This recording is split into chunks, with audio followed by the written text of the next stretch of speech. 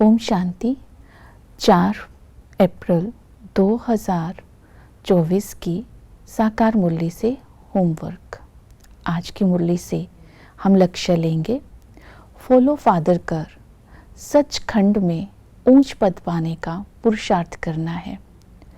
Follow father अर्थात आज की मुरली में बाबा ने ब्रह्मा बाबा को सामने रखते हुए पुरुषार्थ करने की विधि बताई।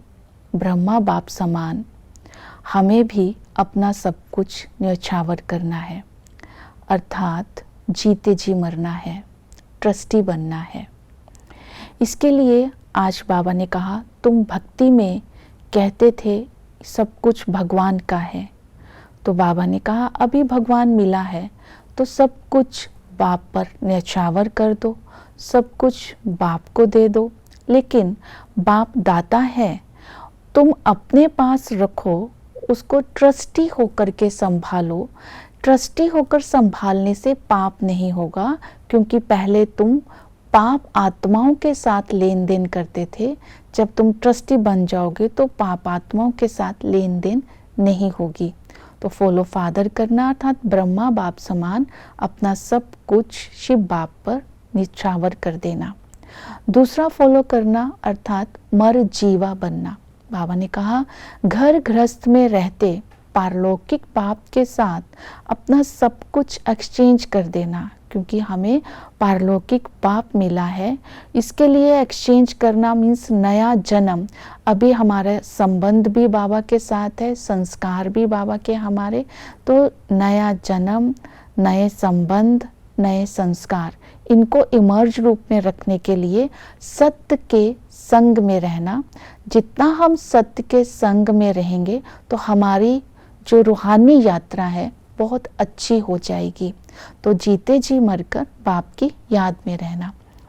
याद की यात्रा के लिए बाबा ने नेक्स्ट विधि बताई कि जैसे सवेरे सवेरे उठकर सर्वशक्तिमान बाप की याद में बैठना है, देह से न्यारे होकर सर्व शक्तियां स्वयं में लेकर महसूसता की शक्ति के द्वारा स्वयं में परिवर्तन करके स्नेह को अपने अंदर समाकर सबको स्नेह देना।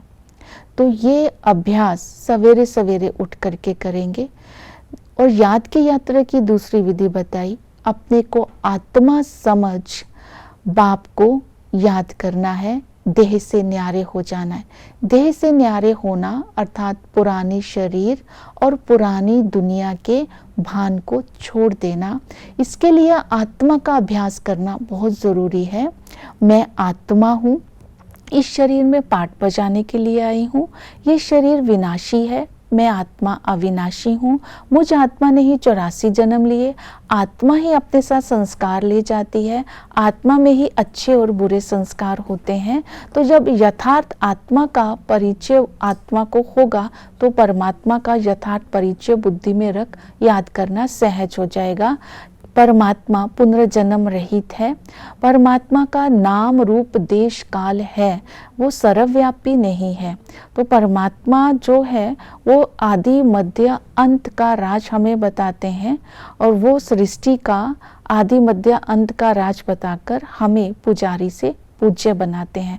तो यथार्थ परिचय को बुद्धि में रख कि वो ज्ञान का सागर, शांति का सागर, स्नेह का सागर है, तो याद करके उन गुणों को अपने अंदर धारण करना है और संबंधों का रस उस परमात्मा से लेते रहना है। क्योंकि जब हम उस बाप को याद करते हैं तो वो हमें विश्व का मालिक बनाते हैं, और टीचर के रूप में जब हम उनको याद करते हैं तो वो परमात्मा हमें ड्रामा का, कर्मों की गुह्य गति का और सृष्टि चक्र का ज्ञान देते हैं। इस ज्ञान को धारण कर हम भविष्य में ऊंच पद पाते हैं, और सतगुरु हम सबकी सद्गति करते हैं, हमें सतो प्रधान बनाते हैं। इसलिए गाया गया है, सतगुरु सेकंड में हमारी सद्गति करते हैं। गायन है, आत्मा परमात्मा अलग रहे बहुकाल, सुंदर मेला कर दिया जब सतगुरु मिला दलाल। तो सतगुरु के मिलने से आत्मा की सद्गति हो जाती है। वही परमात्मा हमें बाजोली का राज भी समझाते हैं और चक्र का राज भी समझाते हैं, जिसको बुद्धि में रखना है, और ड्रामा के राज को भी बुद्धि में रखना है। इस ड्रामा के राज में स्थित जब बुद्धि में रहेगा तो स्थिति अचल अडोल रहेगी।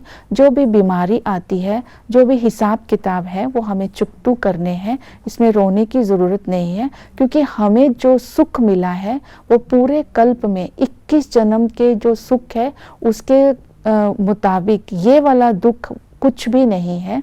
तो ड्रामा स्मृति में रखकर अचल अडोल रहना है। ओम शांति।